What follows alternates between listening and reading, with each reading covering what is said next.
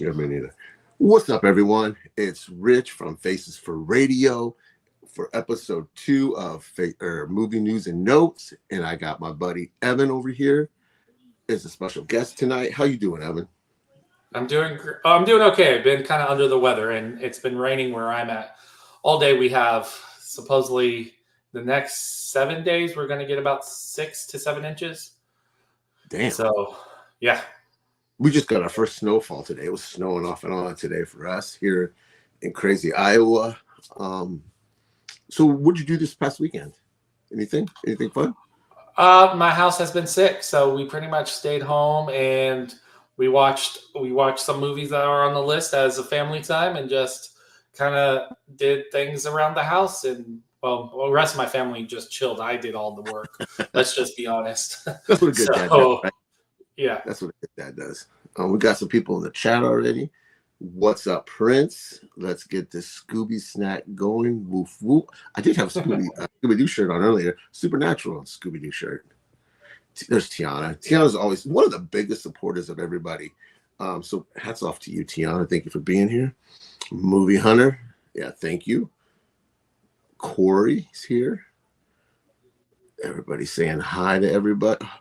There's my Molly. How you doing? She makes me laugh. There was a pause there, right? Yeah, You're like, wait. Make Make sure you say the right words there, my friend. Yeah, I know, right? Everybody saying hi. There we go. Oh, we got everybody.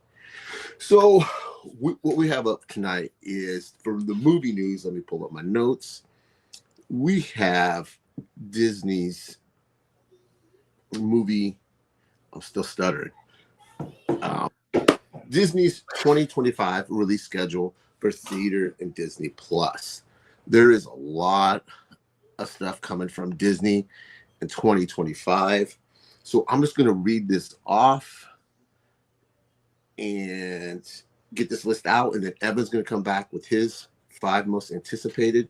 And I'm going to have my 5 most anticipated. And guys in the chat, just tell us what your most anticipated is for 2025. So let me get going here. We got Your Friendly Neighborhood Spider-Man on Disney Plus, Captain America Brave New World, that's theater, Win or Lose, that's Disney Plus with Pixar, Daredevil Born Again, Disney Plus, the Snow White live action, theater, The Amateur, I'm not sure what that is. That is theater. Then we got Andor season 2 on Disney Plus. Thunderbolts theater. Lilo and Stitch live action. ELO Pixar. Ironheart Disney Plus. The Fantastic Four First Steps is theater. Eyes of Wakanda Disney Plus. The movie that Evan's most excited for, Freakier Friday on Freaky Friday. Freaky Is Year. it Freaky Year? Oh, Freaky Year. Sorry. Is Lindsay on? I forget. Did Lindsay Lohan come back? Yeah, I think they're both coming back. Yeah. Yeah. I'm fine with that. Marvel Zombies on Disney Plus. Tron Ares, however you say it. Predator Badlands. Zootopia 2. Wonder Man and Avatar Fire and Ash. Now, there's a lot, but we got to remember Disney has 3 studios. You got Marvel Studios, Pixar, and then the traditional. Oh no, you got Fox. Fox, Disney, and Pixar. 4. You got Marvel Studios.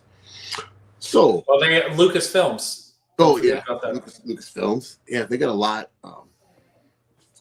under their umbrella. So, what sticks out for you, Evan? What is your most anticipated 5? Okay, so I'm going to do a shout out of one that I don't care about at all. Yeah. Is Avatar. I'm done. I've watched the 2. You need to dial in the storyline if you're going to want me to watch. Yes, I could watch visual movies, but I need a story too. There's a medium of a story that needs to be good and condensed. What was the last one? Well, Beautiful, and it was a good story. It was just too much. It's too. You know what I mean? It's too long. I'm with you on that one. Okay, so I'm going from my bottom up. I'm doing Okay. Captain America: Brave New World. It's at my bottom. I'm excited for it. One, I love Harrison Ford. I think Harrison Ford is actually sometimes doesn't get the recognition how great of an actor he is and all the stuff that he does. Because I know everyone loves Harrison Ford, but Uh-huh. sometimes don't acknowledge like how great and like how he could just bring a role to life. Yeah. It's like Robert Redford in the Winter Soldier. How just is small, but it was so good. Like Ineffective. here's yes. My worry is Mackie. What's his name? The Howard guy who's Mackie. playing Captain America. Yeah, Anthony I Mackie. I'm just sorry. Anthony Mackie. I'm nervous because I'm rewatching the Captain Americas. So sometimes I just rewatch like one character. So I start with their movies and do Avengers in it, but I'm looking at from their lens. You know what I mean? Just following their story arc, and I'm doing Captain America. Captain America had such a strong central who he was in his compass of doing good, and sometimes in doing not the legal thing, but it was still right and good in that thing. Anthony Mackie's, I was watching his character because I'm getting ready for that, doesn't have that, right? He Right. doesn't have that. So being Captain America, will he drive that in? And I thought I loved the show. I don't know if you watched that. Yeah, That I was did. a fun show. But that was definitely a Falcon like show. So can he take that and make that Captain America of what Captain America is without that? You know what I mean? So Yeah. or are they just keeping the name alive and should have just gone with Falcon? Because Falcon on its own is, I think, good and just taking that mantle and stuff. So that was my nervous, but I'm excited for it. Daredevil, I love the Netflix series. I've watched that many times. A little nervous because like I know they're going to go. They said they're going to still go hard like they did with the Netflix, but how they're going to bring that story because I love that story arc and I think they could have done it, but they are definitely changing it. And I just want it to feel the same, but grow. So I don't know, but I'm excited for it because I just love that. Lilo and Stitch live action. I'm actually very excited for that. I think Stitch looks cool so far in the trailers. Uh, I love Lilo and Stitch. I love Stitch as a character. We have tons of Stitches around our house, and instead of we don't do Elf on the Shelf, we do Mischief Stitch. So that's what we do in our house. It's That's pretty good. I've only seen Lilo and Stitch once, the animated movie. I've only seen it once. Oh, watch it, and the TV show's fun. Stitch as a character to me is also like Donald Duck. They're people they're characters who are always trying to improve themselves, and that's pretty much what you get with Stitch. Like he has his evilness that he's trying to improve with. Donald Duck has his anger trying to improve. I think that's why I gravitate because I always like to improve myself, and so I gravitate. I'm really excited for Tron. I love the Tron movies.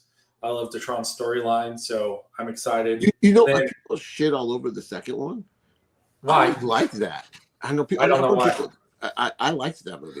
I like it better than the first one, so Well, I'm not in that boat. I think Tron as a first one is such a good. It has a basic storyline, but it's definitely like a ground up. I thought Tron 2 had a complete story. Yeah, if that makes sense. Mm-hmm. I liked it. And you got Jared Leto in that. Yes. And then the new Predator movie, I'm a little sad that it's not going to Hulu, and I'm wondering if are they going to put too much emphasis and mess up what they had going with the smaller film, or are they going to go too much? But I'm hoping for a nice, good Predator movie because the last Prey was so good. I'm hoping that they continue that. So I don't know who hasn't seen that movie, but if you guys haven't seen Prey, watch it. It's on Hulu. It's so good. Anything else that besides your top 5? Anything else that you're? No, I mean I think Disney's right now, based on where the studio needs to be and the idea of where studios have to be, because I don't like how movies and stuff how the media talks about it. Disney has to play it too safe at this moment, and I don't think that's Disney's fault. I think that's us as consumers' fault. And so you definitely see this slate is Disney playing to the masses, and I think they have to. because no one wants to. I mean, we got Moana 2, we got live action Moana, we have now another Toy Story. Disney just has to do that because stockholders, how the media talks Yeah. about them, how everything goes. So Well, look at Bob Chapek, what he did to Disney. I think he kind of ran it into the ground, and then you got Bob Iger back trying to right that ship. yeah, but Bob Iger's not been perfect through this Oh process. no, he hasn't been perfect. The new fandom in the way with how the internet does it. I actually think I mean we talked about it, like the fans think they think they have too much power and they just abuse it. And I really wish studios would go, I'm not listening to you. I don't care about bad press. I'm going to do that. I think that's what ruined the Star Wars sequels. I think that's what's ruined some other movies where you're like going, just stop. Because it worked with Sonic. It worked with Sonic. I think everyone after Sonic said, oh, look what we can make them go do and rechange it. But the Sonic one made sense. But in all these other ones, you just can't complain. I guess I want to be told a story. I don't want to always write the story, but all these fans seem that they know better and want to write the story. And I just think they need to shut up. But you have that all genre stuff. You're not just Disney. I think comics. You got it. Fans just need to, I hate to say this, know their role. Okay? And just let the creators create. That's what they get paid to do. Yeah. We got some more comments. We got Tiana saying hi. Everybody saying hi. My buddy Chris. I can't wait for Tiana says she can't wait for Snow White. There's rumors that they're about to pull it. I don't think they will. I don't think they should, because there's a lot of people that worked on that movie. It could still it's one of those, like, is the rumor mill, like, because with our media, like, one rumor, like, could say, oh, everyone on Twitter is talking about it, but it's like, you mean 10 people? What do you mean everybody? Like, I don't know what you're talking about. So I'm optimistic for Snow White. I just, for me, live action telling, as long as they're not true to the cartoon, I'm on board. That's my thing.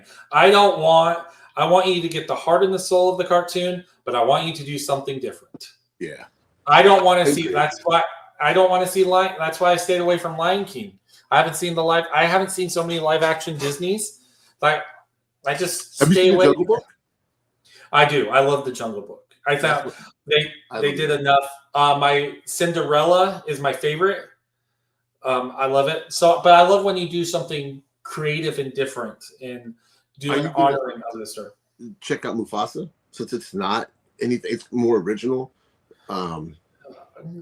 No, because I don't go to see a story of. I don't want to see a real lion talking to me, like, realistically, and tell me this really funny story of talking and doing. I want to see a cartoon lion who doesn't look real and see the art in that process telling me a cool story that you can't tell any other media. Does that make sense? Like, I don't. Yeah, I know that you don't want to see humanized animals. You want, I guess that's the right. What's the word? Anamorphic. You just want to. Yeah. You just want to see the cartoon. Yeah. Because what's the point of making them look real? I guess I don't want to. This made me laugh. 2025 Disney schedule funded by Steelbook profits. LOL. Highest prices ever. You know, you're absolutely right. I wanted Inside Out 2 in 4K so bad.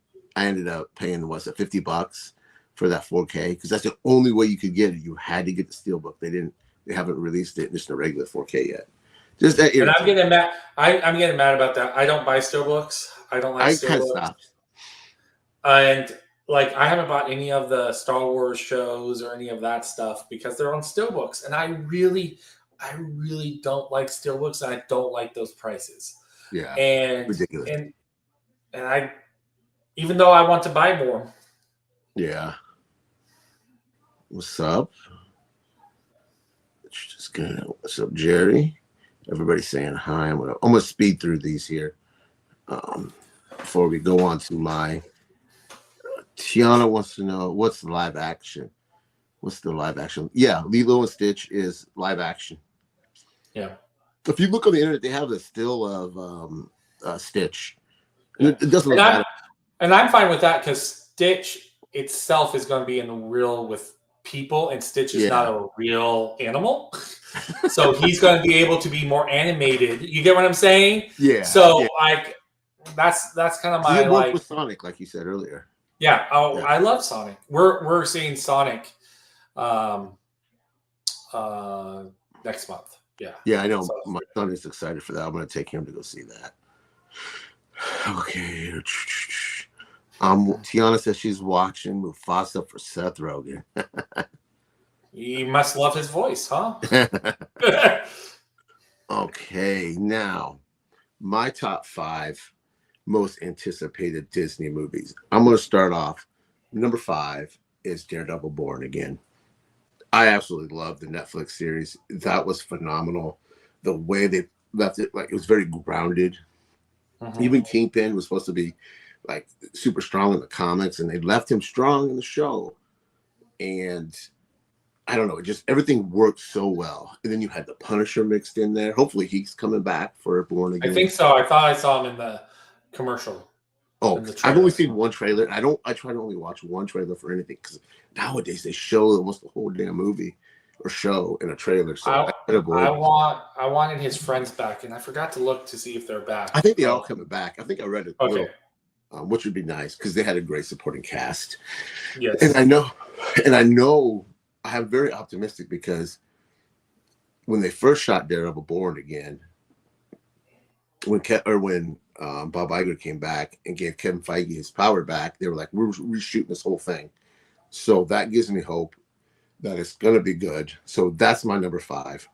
Number 4. Yeah. Oh, sorry. That's right. Chet Heck did not bring Karen Page and Foggy Nelson back.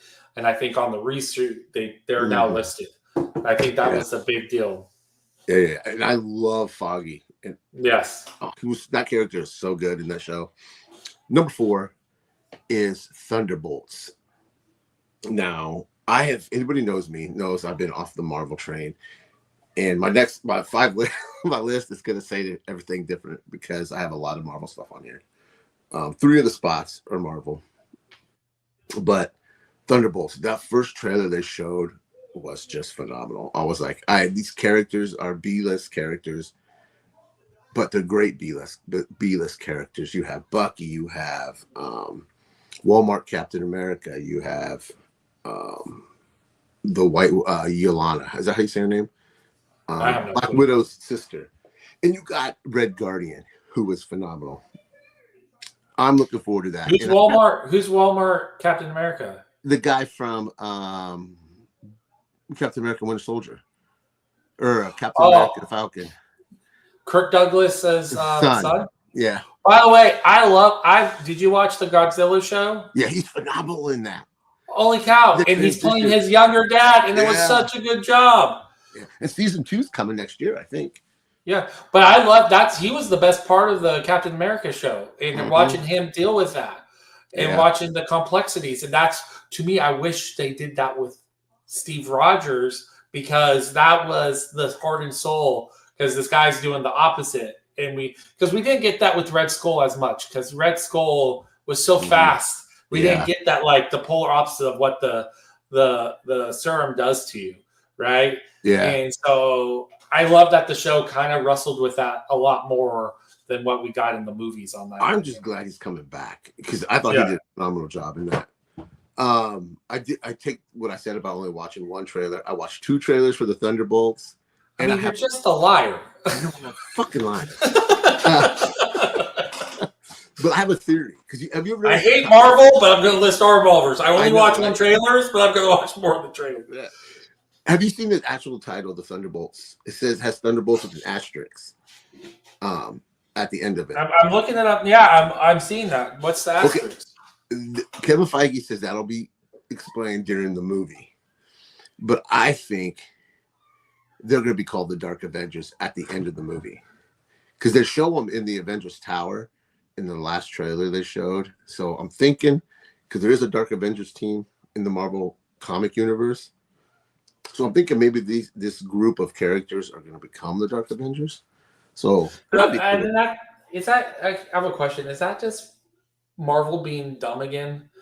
Changing names and like, oh, I'm now all Thunderbolts, but now they're going to be Dark Avengers, and now I have to call them a different name. I don't know. It probably, but the Dark Avengers, in the comics was a group of villains, that straight up villains that became Avengers when Norman Osborn became the head of Shield and created his own Avengers team. He like threw all the regular Avengers in prison, and he created the new Avengers team called them Dark Avengers, and it was just a bunch of villains. But that's my theory for Thunderbolts. That's for a different day. My number 3, again, another Marvel movie, and that is Fantastic Four. The trailer the reel, what hot reel, whatever they call them, they showed at Comic-Con that leaked online. That you've seen 5 times? 3. 3. I think they did great casting. Except for, I don't like the choice of Silver Surfer being female, but that's just my opinion. Isn't she a female in a comic storyline? She is and isn't. I mean, there's a female Silver Surfer for a hot minute, but that's it. It's not. But this cast looks great. Yeah, I'm excited for that. Number 2 is one that you had on your list, Predator, Badlands. And I saw a news thing either earlier this week or last week that the Predator is supposed to be the good guy in the movie. Well, because the Predator himself is not evil, right? In the sense of he's hunting and he's doing it. Yeah. Like it's no, like that's why I love the story. Right? Is the Predator evil? Well, when I watch a movie about 2 hunters hunting a lion, who's evil in that story? Like right.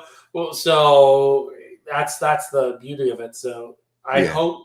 But I see when they start getting so creative of trying to make the Predator this hero, which they've tried and always do, Alien versus Predator, right? They always try to make him out so he could be like a hero. It's like it don't work.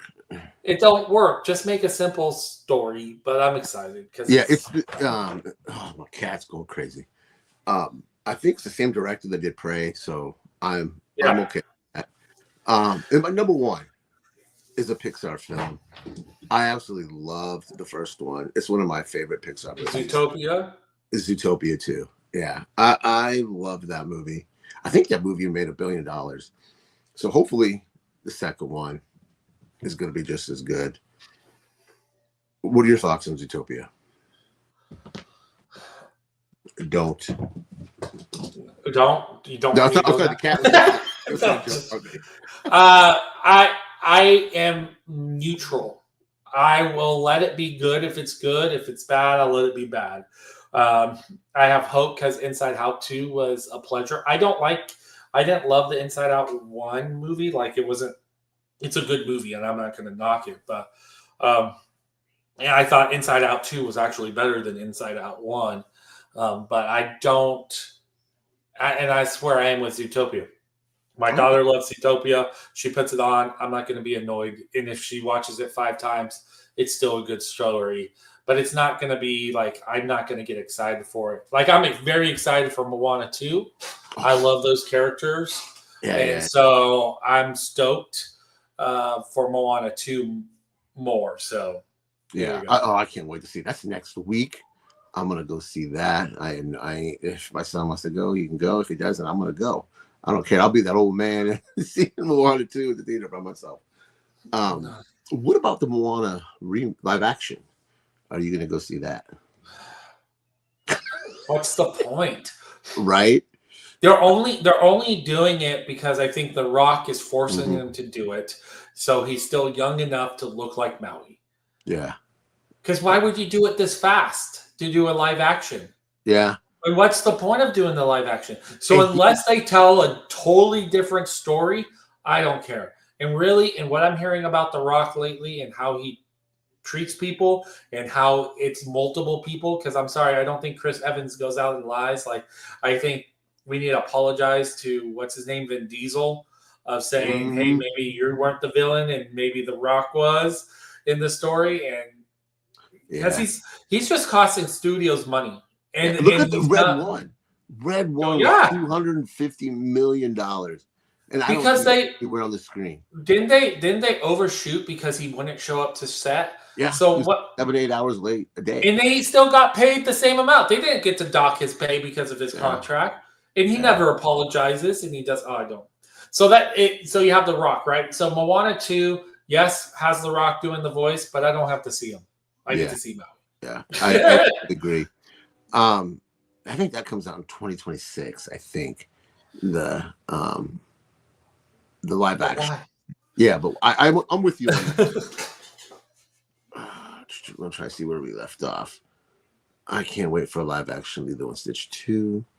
You're behind. I'm behind. Yeah. Way over. Here we go. LOL. I love Seth Rogen, fellow Canadian. And then Harrison says, "I wish we had more Red Skull, but I'd be honest, I'm pretty checked out." I agree, but as I said, I got 3 Marvel things on my list. I'm only really excited for trailers when it comes to Disney next year. I'm cautiously optimistic for Fantastic Four. I'm trusting Kevin Feige. I really am. I have faith in him. But you just been checked out of Marvel. See, you contradict yourself all the time. No, I mean, because he really didn't have power the last year, 2 years. He's had enough power enough that half this stuff can be. Agatha all along was okay. Some people love. Did you watch that? I hated it. I hated every moment. 2 episodes and I checked out. But I'm going to tell you. Supposedly, I'm off. I'm not. Like my other friend loves it. My wife and son, they finished it. I skipped the last episode because I literally told them what the last episode was going to be, and I left. And they came back, and I said, "So what did you learn?" Everything he said. Like I literally laid out the last episode, and it was just pointless and dumb and no purpose. And I didn't care about a single character in that show. But some people love it. Some people thought this is Marvel coming back to their. I don't understand that. Yeah. I don't understand. I like Catherine Hahn. I think she's a great actress. The first 2 episodes I watched, I thought she did a good job, but that show just wasn't made for me. Yeah. So leave it at that. Okay. So we've got a half hour in, and we got 4 movies to discuss. And we're going to start with we watched 4 movies, and I made Evan score them just like me and David used to do. And we're going to start with our lowest. And what do you think our lowest one is? I'm actually I think it's between Transformers 2 or Transformers 1. Is it Transformer 1? What is that Transformers called? Transformers 1. Well, Transformer 1 or Serenity. Ooh. Well, you were right on one of them. Our number 4 movie is Serenity. We chose this movie because it was one of David's favorite movies, and we thought we would watch it tonight in honor of him. So I'm not going to get emotional, man. I am not going to get emotional. So I'm going to jump in. I'm going to do this like David did, or try to do it like David did. For Serenity, the Rotten Tomato scores were critics was 82%. The audience was 91%. IMDb was a 7.8. And are you okay with those? Do you think those are right on spot, or are you disagreeing with? I think the audience score is a little too high in the sense of, I think if we were to have a lot of the people rewatch it and rescore it, I don't think it will be as high today. I think a lot of people got in that jubilance that we got more Firefox. We as fans got this made once again. Mm-hmm. This is when fans was gaining their power and using it for good. Yeah. So, but I think for me, when we talk about it, I think the 92 is not realistic of what the movie actually is, if that makes sense. I totally agree. I'm gonna go ahead and throw your score up, Evan. You gave this 77, which I think is a decent score for this movie. Mm-hmm. And I gave it a 76. Oh. So we were pretty close. That's not bad. Close. Yeah. I remember loving Firefly. I won't say love it. I really, really liked it when it first aired. You know, I wasn't all gung ho. And then, oh, cool, we're getting a movie. And I watched it when it first came out. And then when we decided to watch it, I hadn't watched it in years. probably 5, 6, even longer, maybe 10 years. But this was not as good as I remember it being. I was kind of lost at first because I was like, what's going on here again? So I had to do a little Googling. And yeah, the special effects for a TV show that was made into a movie were pretty spot on. I like the Reavers. Of course, Nathan Fillion was he's just Nathan Fillion. I could watch him in anything. Do you watch him in The Rookie? I don't watch The Rookie, no. Oh, man. I think that's a show worth checking out because I like Nathan Fillion. What are your thoughts on the movie? So it's been years. I've been like you. I think the flaw that the movie has is that it had to, which I think was cool at the time. And I think that's why at the time everyone loved it and everyone liked it. But then watching it today, what made it great, I think now holds it back. So the look of the film and all the stuff, like while it's a cool film, I thought it was great that they made it kind of still look like a TV show. Mm-hmm. But the problem is, I think it still looks like a TV show. The camera shots, the camera angles, the storytelling. If you don't watch the TV show, this movie sucks. You don't know what's going on. I think they do enough for what's going on that if you don't watch the show, that you actually could watch and enjoy the story. But you're also going to ask, why does the movie look this way? Because it looks like a TV movie. And I think at the time where Firefly Right? Yeah. was everywhere and everyone was watching it, going to see this in the theater, like, this is great. It looks like the TV show. They didn't like go and try to make it look like $1 million movie. And you had this like cool thing. And it's Joss Whedon's like first directorial for a feature. So there's a reason why he no longer makes movies. And it was definitely could see in it how he shoots females. You're like going, yeah, dude, this is watching like Buffy at the time when he directs. You're like going, dude, why are you like wanting to show so much like cleavage in your episode? Like all of a sudden, yeah. Like, you already know when he's directing, right? Someone did a great YouTube video about Zack Snyder versus Joss Whedon on how they cut the film, on how Wonder Woman was portrayed. Because Wonder Woman just becomes eye candy for Joss Whedon, and Zack Snyder, she's as good as Batman. You know what I mean? Absolutely right. Yeah, so it was a really cool thing that really stuck with me. So, but there's so many good characters, so you have to go back. But if I was to show my son this outside of Firefly, I don't think the movie holds up. So I was kind of judging it, but I still had a good time. I think there was enough story, but didn't go far enough with some of the stories, definitely, because it kind of falls flat at the end. Like you did all this stuff and then you didn't have a great conclusion. But but if you grew up with it, if you were in that time, it still holds a special place. But I don't think anyone who discover it will ever feel the same. And that's where I was kind of sad about. Yeah, I totally agree. I remember going to Comic-Cons when Firefly was ending, and after it ended, and then everybody was dressed in this brown coats and just the whole cop. And then you had Summer Glau in there, a very young Summer Glau. That's how you say her name, right? I don't know. You don't know? Okay. Well, your scores you gave a bunch of 7s. You gave a 10 to the cast, to the subgenre. And let's see what I gave a bunch of My sub genre, I'm gonna say I count it as a TV movie. That's how and as a TV movie, which it technically is, it's great. I gave a bunch of 7s, a 10 to the cast and to the genre for sci-fi. But yeah, so Evan gave it a 77. I gave it a 76. And the Faces for Radio score for Serenity is 76.5. I think that's right for this movie.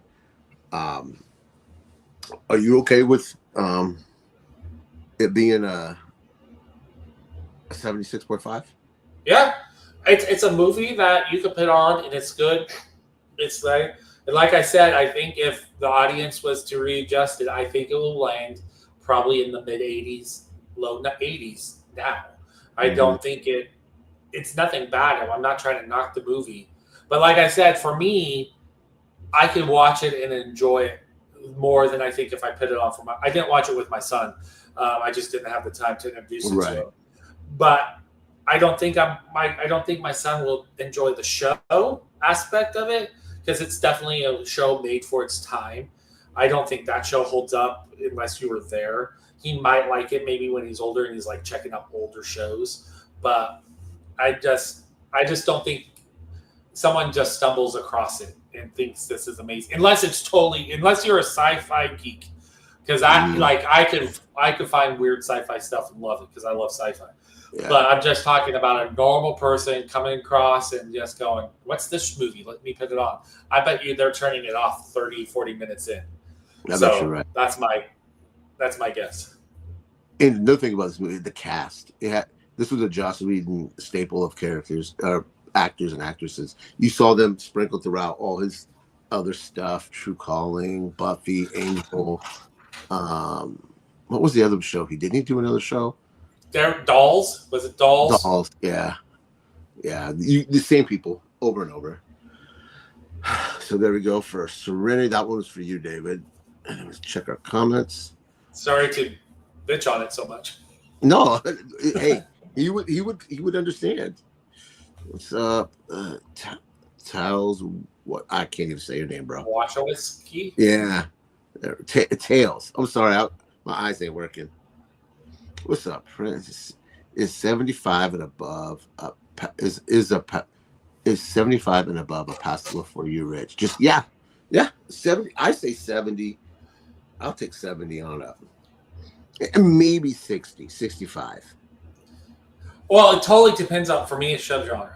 So like a 60 horror film, like I will score it at 60, might be passable for me because I don't like horror. Yeah. But when it comes to a thriller or a sci-fi, a 60, you're pretty bad. You're messed up that.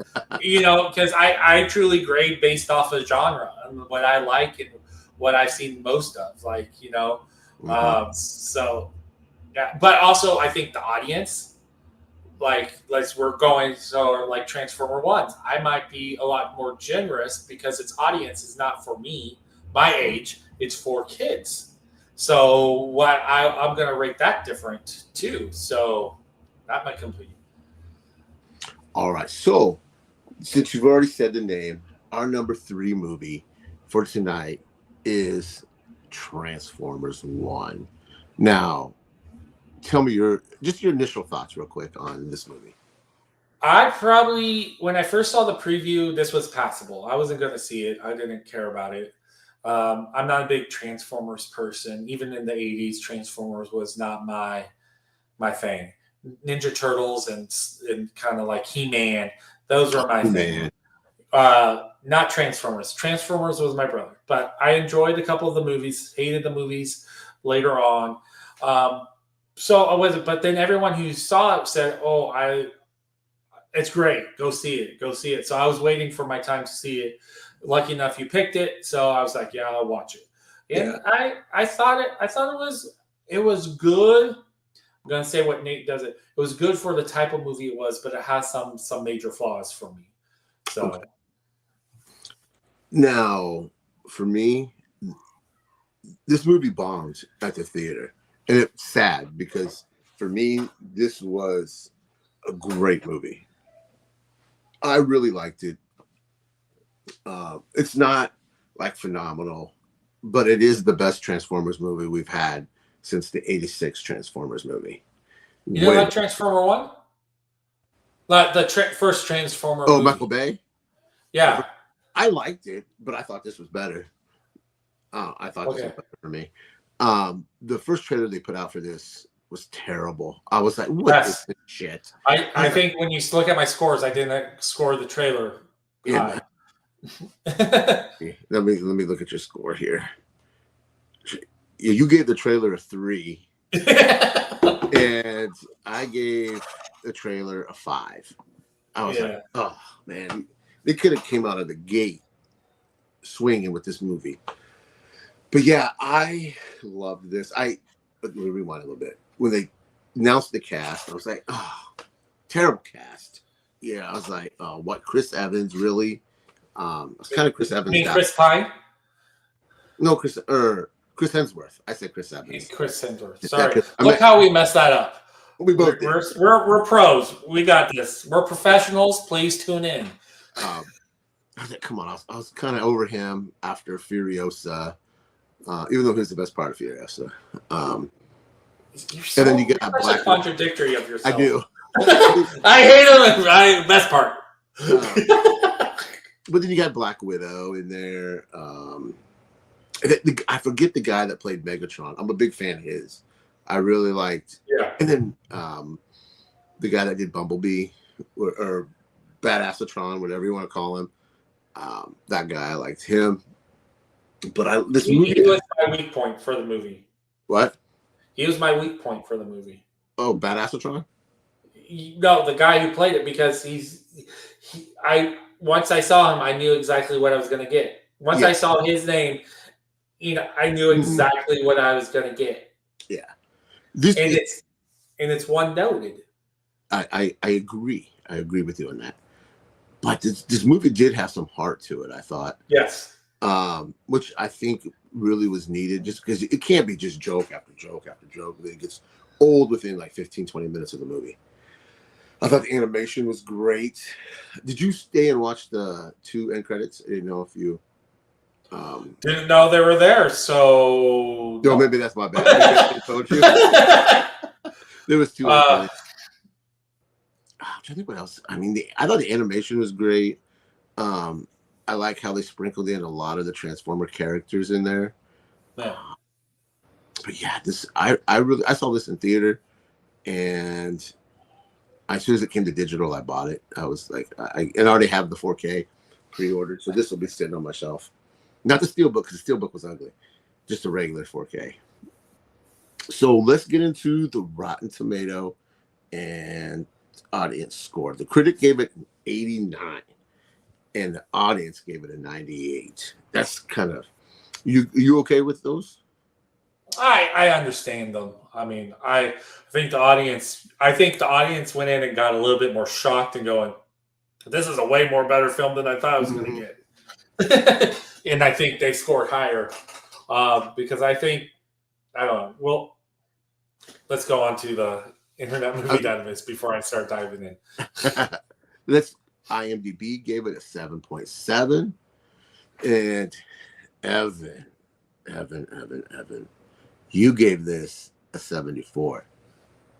I think that's my lowest movie for the week. Then I think it is too, because I know what I scored the others.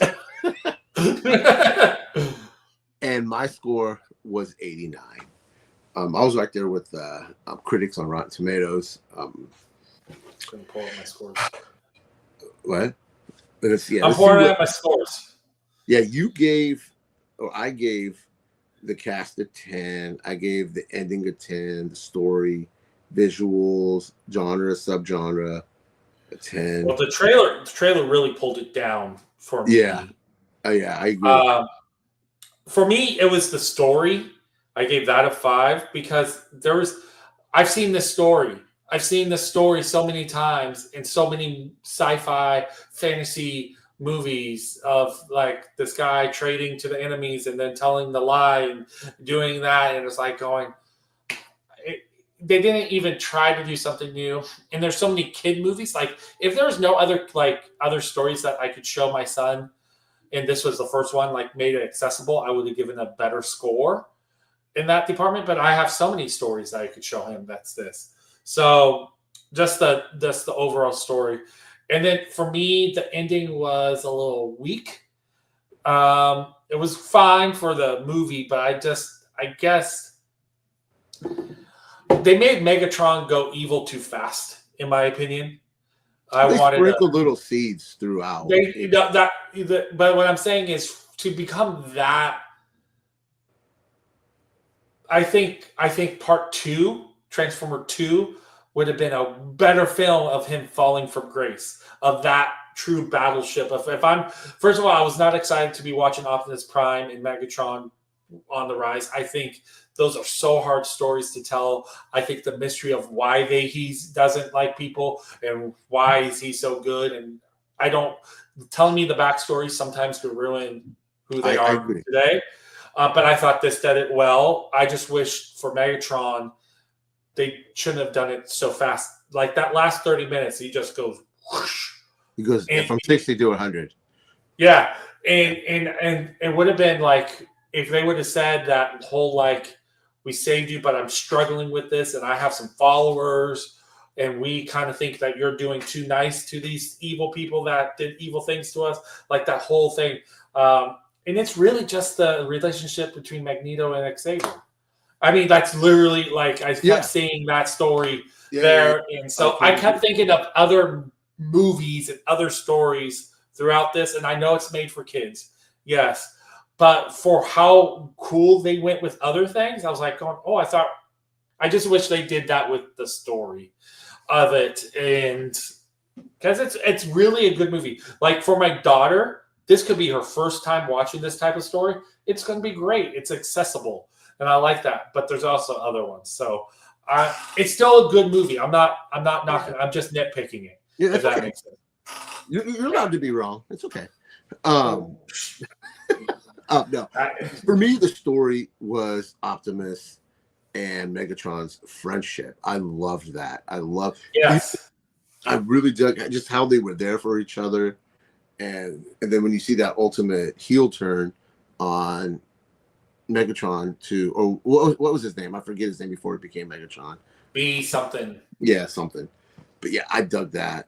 And then the end. I was spoiler alert. If you haven't seen Transformers, you probably ain't gonna see it anyway.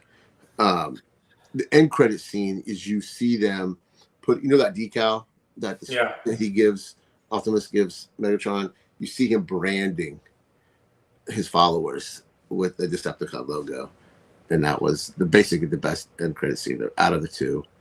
I think. To me, that would have been. To me, that's a great Transformer 2. Like that's a whole story in itself that I think could be told. But we don't ever tell that story. We pass by that story so many times, and like going, like instead of Optimus Prime, I'm going to spoil it, being dropped when Megatron drops him.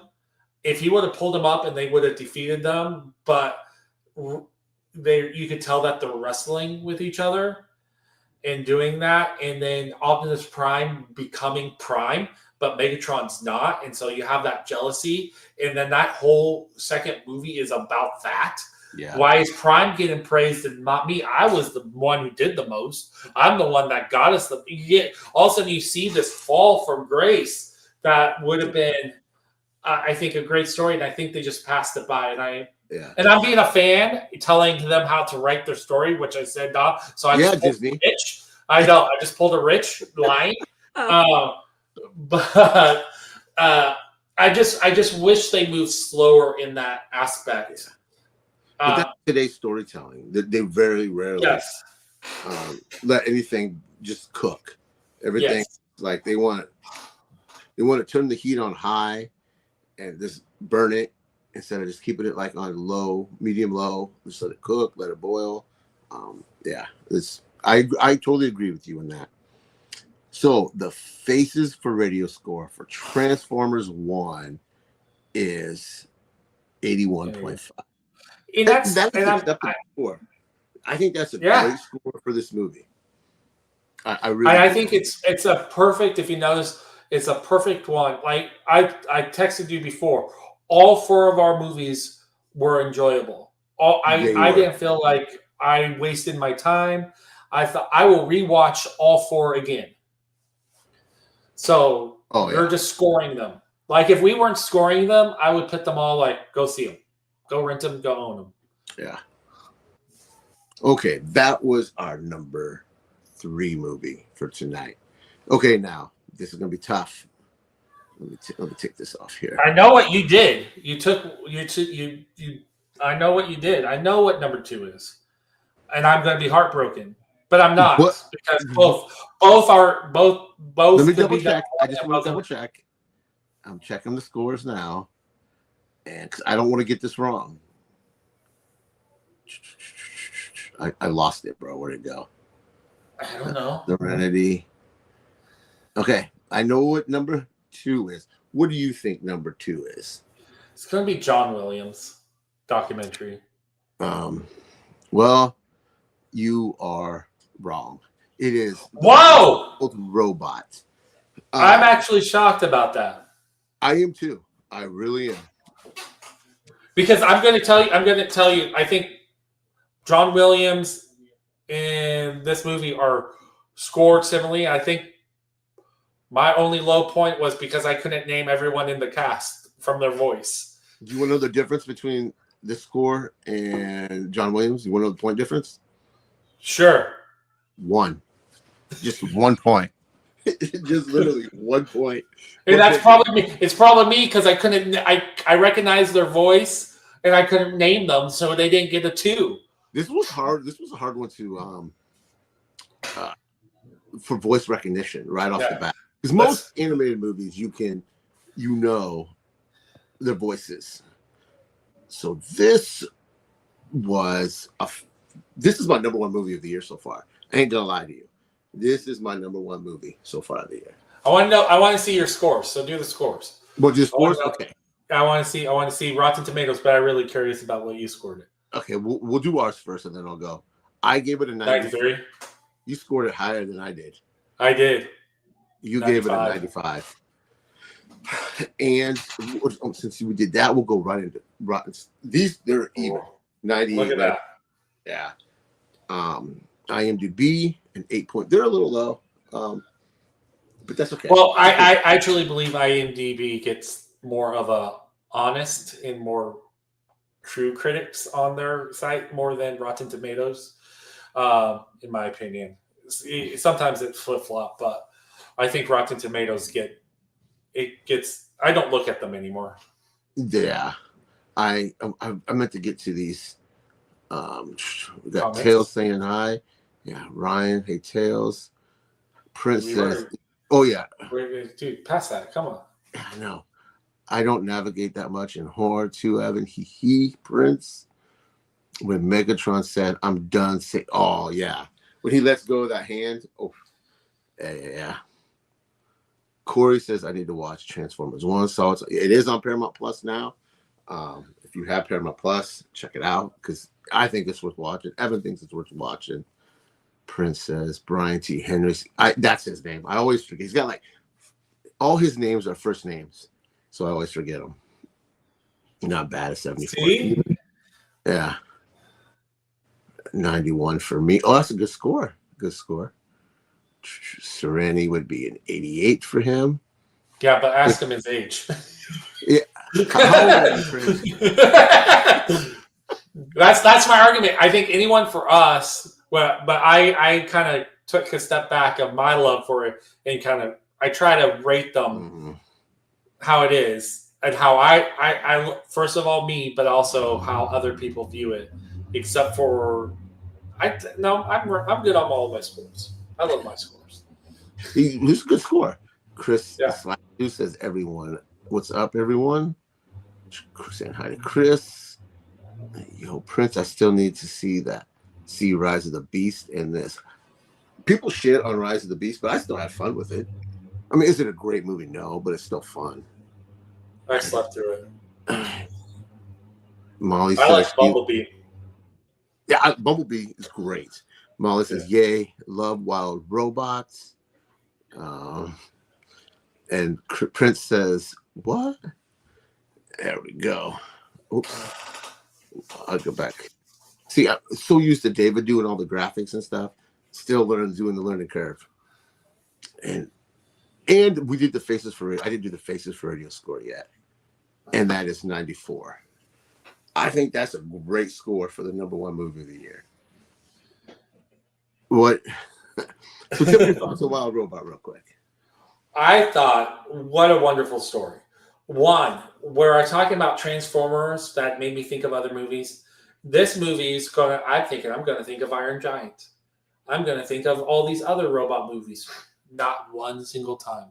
I thought another movie. I was in on this ride. I didn't think of iRobot. I didn't think of anything. I didn't think of Wall-E. I didn't think of Iron Giant. I'm thinking going in, that's going to be so similar. I thought the animation was cool. I thought that was great. But it was such a lovely story. And this was a long movie for an animation. It was. My 6-year-old daughter sat through the whole thing. My son sat through the whole thing. My wife sat through the whole thing. We all loved it. It was so enjoyable. I will watch this movie in a heartbeat, and I will enjoy what it is. And it might be a new Thanksgiving movie, even though it's not Thanksgiving, but that story is so heartwarming to watch at this time. It was just a perfect. I mean, I hope that the movie stays as good as you on your rewatch, because not every movies do that, right? I've seen it 4 times, and it's still just as good as the first time. That's hopeful for me. I'm so excited. Yeah. It was so cool, and you're thinking how are you going to add an enemy into this movie? How are you going to add that kind of conflict, especially at the end? And they did such a perfect job. And this is a movie that anyone and everyone could watch. I won't stop praising this. This will be a movie I will hopefully get soon on 4K and watch it. Comes out in December.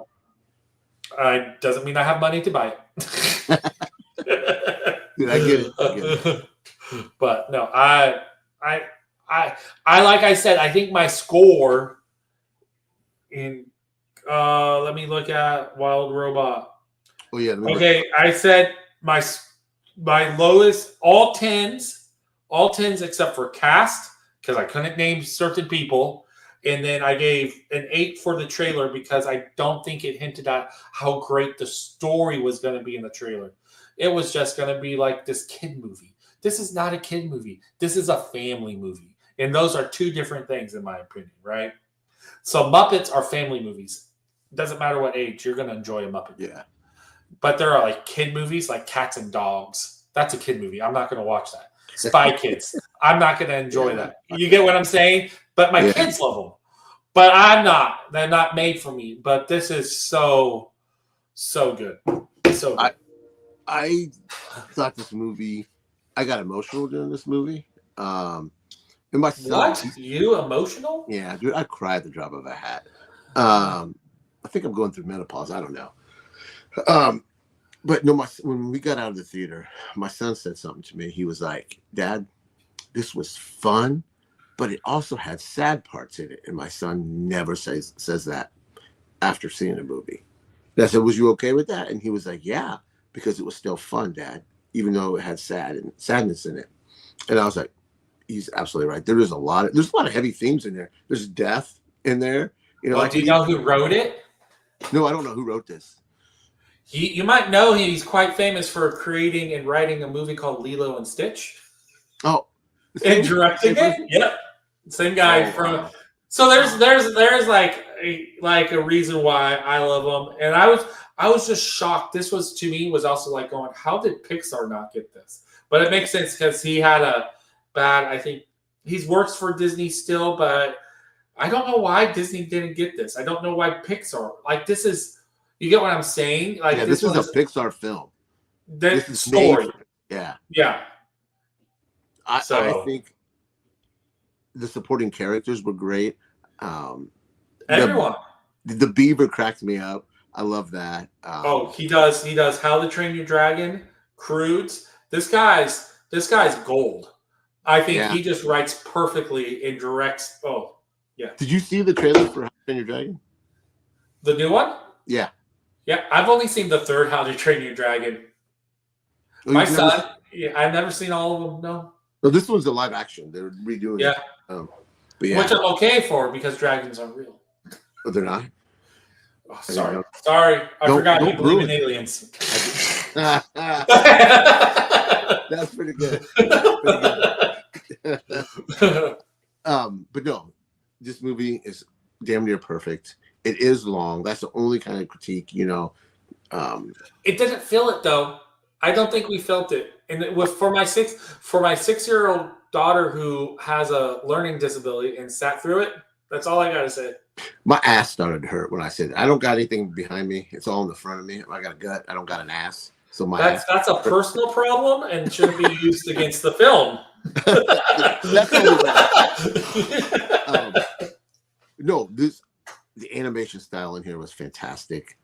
I think one of my favorite scenes is when they're in that biodome kind of like thing, and the bird, whatever the hell it was, is flying with the flock, and he's trying to lead them out, and the older one sacrifices himself for him, and I just man, that was just so good. And I was like, no, and yeah, this guy, see Wild Robot, his face is for every character that we get to know has character development. Yes, and that is very rare to get in any movie because a lot of people end up side characters who don't get character development or they don't get the equal. But each person you meet, even people you meet just for a few seconds, you actually feel like you got to know each of these, like the bear. Like we barely get, but I felt like we knew the bear. It was, I mean, this is like, people need to go back and like how to write characters that you care about. Need to look at this movie because it's amazing. It's on the writing of, like, if you look at Godfather, how the Godfather takes so many characters and you decide that you get to know very well. I put that up there with Wild Robot on the same of the writing scale. So I hope this gets Oscar nomination because for best film. I don't want no animation film. I think it needs to be nominated for best film. Yeah, I agree with you on that. I hope it does. I really do. Yeah. And not one of those stupid honorary because we have 10 now. Yeah. Crap. Like be a contender. Genuine. Yeah. Because yeah, I agree.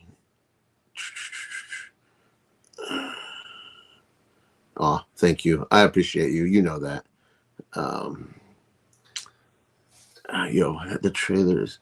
That trailer is bonkers. How to Train. Yeah. It was okay. If you, it looked too much like the original too. Yeah, I don't think they're gonna veer off into anything any more different. Yeah, I appreciate you, Molly. I really do. So our number one movie of the night is one I had no fucking interest in seeing. It is not a documentary that was made for me, but I am so glad Evan picked it, and that is, whoops, I gotta get that off there. Hold on. Music by John Williams. This documentary was pretty damn good, Evan. I want to see your scores, so I'm just. Oh, you just want me to? I'm going for it because I want to see. Well, because you're going to show my score, and I think everyone who was watching will be why it's probably number one. I want to see if I was the only thing, because you just gave Wild Robot a pretty high score. So I don't know if I carried the weight on this. If you know what I'm trying to say. I know what you're trying to say.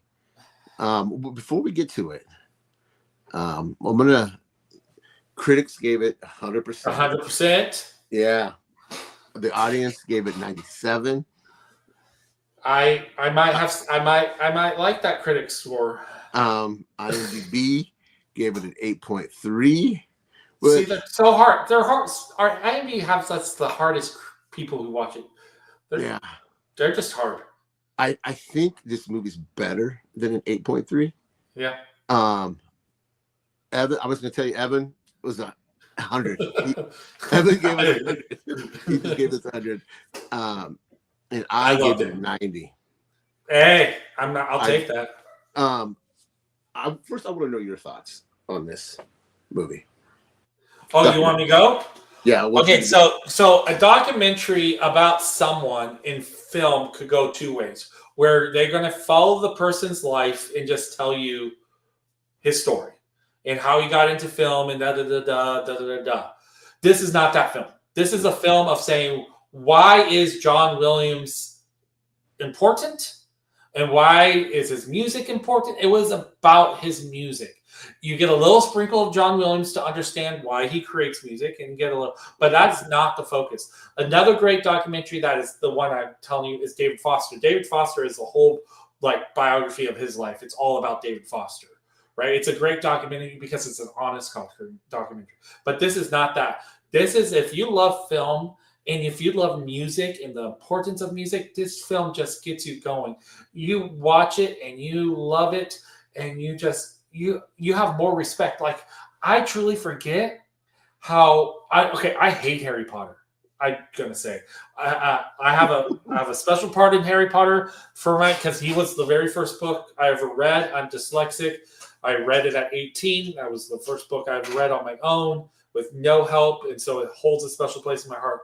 But as I've read all the stories and watched all the movies, I have not loved the story. But the music, like they played the Harry Potter music, I go, oh, that warmed my heart. You get what I'm saying? Home Alone. Home Alone. You just go, and I just put it on. I was like, I'm bored, and I saw Disney Plus had John Williams. I go, I like a documentary in it, and I watch it. And Steven Spielberg's like one of my favorite directors, so I've listened to, and all of a sudden, I don't know, it just made me happy. It made me want to go watch every single movie I have of John Williams in it. And let's just be honest, John Williams is not just a movie composer. Like, they talk about his jazz and all his other stuff and how. I didn't know that. But, no, and that's what I'm saying. You got to know John Williams as a musician in his life, but it wasn't that type of documentary. Like, you as a person anyone who's watching this, you're watching this because you love movies. Maybe Molly's watching because she likes you more, but but everyone I know who's watching us loves movies, so they should watch this. Even if you don't like documentaries, it's a perfect thing. It was perfect. I couldn't knock it. I tried to, because I even texted you. Can I do a perfect score? You did. I couldn't figure out. I felt so bad. I loved it. I ain't gonna lie, dude. I will watch any movie that somebody recommends me. I don't care if it's, as Nate says, a fake movie that's on Netflix. It's a streaming movie because Nate don't like streaming. But I was like, oh, this is like, I got that feeling like when you recommended that I would get when David recommended a movie that he knows I'm not gonna like. He's like, oh, but then again, but just like with David, I ended up really liking this fucking movie. There's a shot. Jaws is my favorite movie of all time. That movie, I love that movie from start to finish. And there's a scene in this documentary where they're playing the scenes from the movie without John Williams' score. And you're like, no, just no. That movie would never be the same without John Williams. Oh, how he saved the movie. Remember, Steven, the movie talks about Steven Spielberg hated it. But John Williams says, trust me on it. And then when his shark starts not working, and how you show this first person, you go, well, look at John Williams as the shark. You know what I mean? It's like the movie would have been nothing without John Williams. I'm having issues with your mic, I think. Oh, sorry. You're real fuzzy. You're real fuzzy. Is that better? No. Okay. Let's see.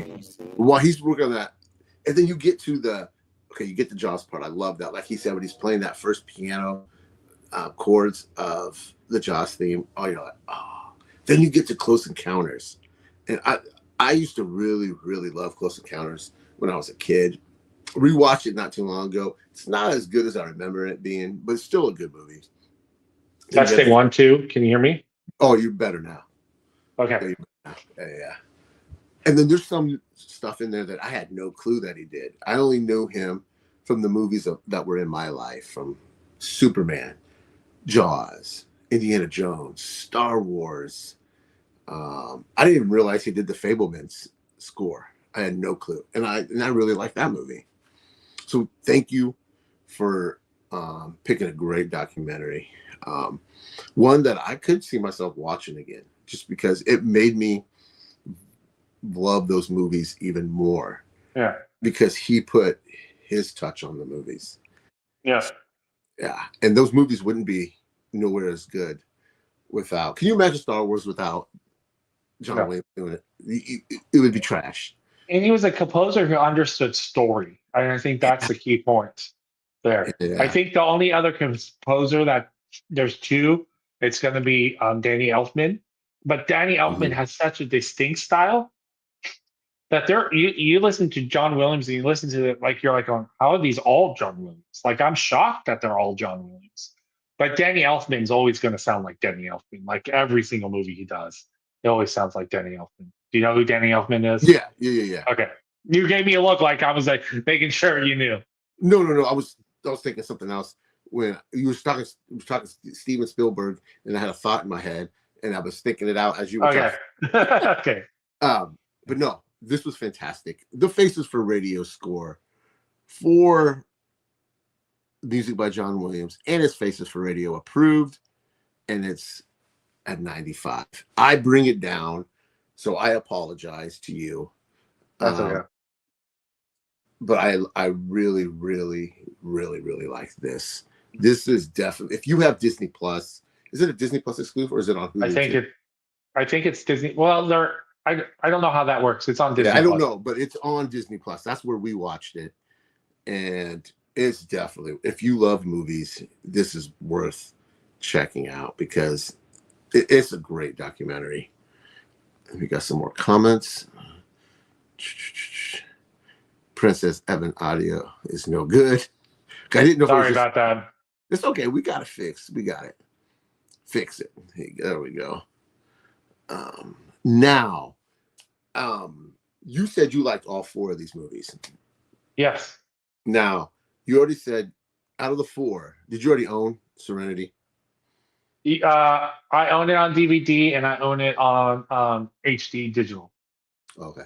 Now, you said you're going to buy Wild Robot, right? Eventually. I will buy Wild Robot. Would you buy the John Williams if that hit Blu-ray? Yes. You know what? I think I would too. I'm really buying because I'm trying to leave streaming a lot. I've cut down my streaming things because I want. There's it's not just owning it and stuff, but there's something about limitations that drive us. If you have access to everything, you can't enjoy something.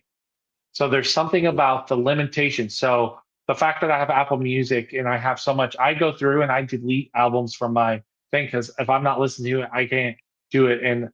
Or if I don't have access to it, and you just end up joining it because there's a limitation there because this is what you have and it's special and whatever. So that's kind of the thing for me right now is slowing down my life, slowing down things, and so part of that is getting rid of some streamings. So I would own this. I would watch it. This is going to be one of those movies. I'm just kind of depressed and I just need to feel good. This is it. Have you ever seen the Pixar Story? I don't think I have. That's a document. So Pixar Story, this one, and Waking Sleeping Beauty. All three are Disney ones. Waking Sleeping Beauty is going to be the renaissance of the 90s and 80s. Disney. It's a great documentary. And then Pixar Story is the overall beginning of Pixar, which are all great. That I just watch them and I feel good. And that's a good thing, we have a documentary that's not depressing. It's not about murder. It's not about sex. This was a good uplifting. And I've been kind of dead on Star Wars lately, and this made me want to go back. Hearing his score when he first started talking about Star Wars, and they show that crawl, I was like, oh, I want to watch Star Wars again. You know, it just, I love that. I love Star Wars. I'm not. I think Star Wars is actually doing better than Marvel for me. I'm just talking about the Disney Plus shows. That kind of just turned me all off from. Really, I really enjoyed them, except for Obi-Wan because it was a pointless story. Yeah, I didn't like. What was the last one called? Ahsoka. Ahsoka. I didn't like that. I haven't watched it yet because we're doing. My wife wanted to watch Rebels before we watched Ahsoka because a lot of those characters I heard come in. So we're watching Rebels as a family. We're a Star Wars fan. The one with the bat. There was supposed to be Accolade. Accolade. Yeah, it was. I didn't like that. I watched 2 episodes and I checked out. I liked Mandalorian. I liked the first 2 seasons. That was pretty good. Boba Fett was a joke. Ahsoka I didn't really care for. Andor, I liked what I've seen so far. I'm only on episode 3. That's more very adultish than it is cartoonish. But yeah, just hearing that crawl in that documentary made me want to grab my 4Ks off the shelf and pop them. But we are done with movie talk for the night. Now we're going to get to my comic book recommendation for the last week's comics, because I haven't finished reading this week's comics. And this is going to be quick. We talked Transformers 1 earlier. And so Image Comics, if you're not familiar, that's the big number 3 publisher. And honestly, I think it's the number 1 publisher because they're putting out some great books, better than what Marvel and DC are doing. But they got the rights to the Hasbro universe, Transformers, G.I. Joes, and something else. And they have been knocking it out of the park. They integrated G.I. Joe characters in the Transformers universe together. And they're fighting over Energon because it's a renewable energy, and it's just fantastic. So this week's first pick of the week is Transformers 14. Just let me find it. And that is this. This is a Starscream story. He got jacked up by Optimus Prime, I think. No, was it Optimus Prime? Jazz or Optimus Prime. They basically destroy him, cut his legs off, and this ragtag of Cobra troops tried to fix him. And as you can see on the cover, they connect him to his tank, and it's crazy. It's wild. It's a phenomenal read. If you're a fan of Transformers, I highly suggest you checking out Image Comics Transformers, and they call it the Energon universe. They have put out a Cobra Commander miniseries, a Destro miniseries, a Scarlet miniseries. There's one more, and I don't remember what it was. So you like Transformers? I do like Transformers, and I do like G.I. Joe. And that is my pick of the week for last week was G.I. Joe #1. Holy cow, was this good. I can't praise enough work that Image is doing on these books. Oh, shoot. Sorry. This basically was the culmination. This series was the culmination of the past 4 or 5 miniseries and what's been going on in the Transformers books. They're fighting over Energon. Transformers coming to Earth, like they're shocked that these giant robots are like on Earth. Like, what the hell is this? I'm sorry. Go ahead. I said, yeah. I was excited. I was on board with your story. Yeah, I won't say adultish. It's not like dumbed down for kids. Like, you know how the original Transformers cartoon was dumbed down for kids. Well, they were made for kids. I want to say dumbed down for kids. Right. Their audience was kids. That is true. But there's death all in these books. They don't They don't shy around. You see Transformers squashing humans. Like, why wouldn't that happen in the cartoon? You know what I mean? Yeah. And then like some of these characters suffer from PTSD from dealing with these giant robots. But this new G.I. Joe book. So is the G.I. Joe book also the cross-platform with Transformers? Yes, yeah. Because this issue deals with them heading to part of Cybertron that was like kind of transported on Earth. Like a section of Cybertron was put in one of the oceans. And they're all racing there. Cobra is trying to get there. The Decepticons are trying to get there. The Autobots are trying to get there. And G.I. Joe's trying to get there to like not let the other one grab the Energon because everybody wants it and they make weapons. And the characters are great. There is a shocking death at the end that I didn't see coming, which is, if you want to know what it is, pick up the book, read it. It is great. I wish I could show art from it, but I didn't know if it was legal to do that. But yeah, I recommend you reading this if you like comic books. So that was my quick comic talk for the week.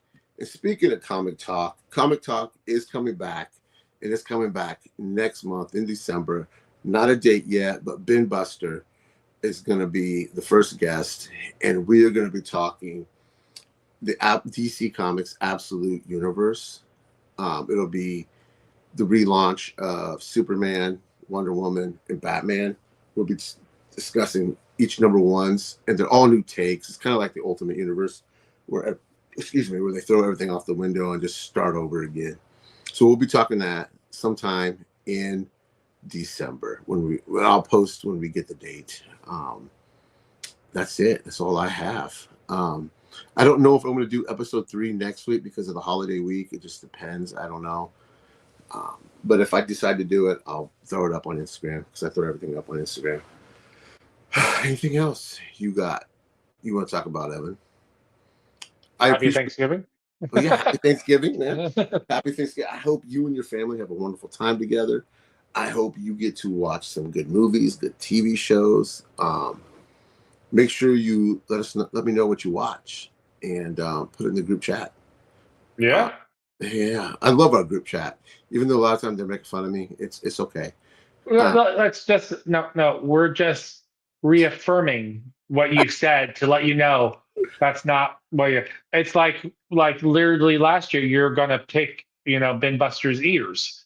You're gonna pick at him, like pick his earwax. I was like, why would you say that? I mean, it's not my fault you put your foot in your mouth half the time. I do. Let's see if there's anything. Yes, remember, guys, keep praying for David's wife and family. I happened to speak to her this week. She's such a sweet woman. She checked on me to see how I was doing, which touched me. She's so positive. I can't imagine what she's going through. So continue, guys, and through the first holidays. Yes. So they're going to have the first Thanksgiving without him, the first Christmas without him. I don't know when his birthday was. That's going to be a tough one. Yeah. Like the first are hard for a lot of people. And here's the thing, because I don't talk to her and I don't know her. Don't forget about her, because what happens is a lot of people, when it's fresh in our minds, we reach out. But 6 months, 7 months, it becomes not part of our life anymore, but it's still part of our life. Yeah. And the kids' life. So remember to reach out. Yeah. During that time. She is like, she never went on camera when we were live, but you would hear her voice. Yeah. Just hear her voice. And then when she texts me, shoots me a text or something, I hear her voice, her picking at David. It was just a funny thing. Continue to pray for that family. They really need it. His favorite holiday, one of his favorite holidays was Thanksgiving. So pray for them. They'll need it. And thanks for watching, guys. Thank you, Evan, for spending Thank you with me. I really appreciate you, even though you bust my balls all the damn time. It's because I love you, my man. Yeah. I'm thankful for our friendship. It's crazy how we never met each other in real life. Mhm. But dude, I consider you a friend. I can always come to you and have something. So thanks again for being here. Remember, God Thank bless you. everyone, Thank you. and be kind to one another. Take care, guys.